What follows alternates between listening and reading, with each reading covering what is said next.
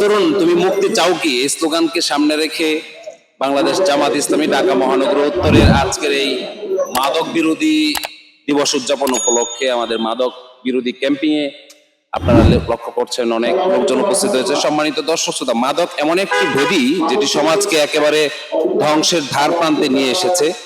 এটির ভুক্তভোগী আমরা সবাই। আজকে সমাজের খুন খারাপি, ধর্ষণ, মাস্তানি এই সবগুলোর পিছনে মাদক মূলত দায়ী। আমরা এই মাদককে সমাজ থেকে নির্মূল করার জন্য সামগ্রিকভাবে যুব তরুণ এবং সকলে মিলে আমরা ঐক্যবদ্ধ হতে পারলেই মাদক মুক্ত একটি সমাজ গঠন করতে পারবো। বাংলাদেশ সরকারের কাছে আমরা আকুল আবেদন জানাই, এই মাদককে নির্মূল করার জন্য আজকের সংসদ চলছে, আমাদের সংবিধান রয়েছে, আইন রয়েছে, সব জায়গায় একই সুর উঠুক। আমাদের এই দেশ থেকে আমরা মাদককে এমন ভাবে নির্মূল করতে চাই, চিরতরে বিদায় করে দিতে চাই। মাদক মুক্ত সমাজ ছাড়া একটি সুস্থ সমাজ এবং সুন্দর নেতৃত্ব গঠন করা কখনো সম্ভব নয়।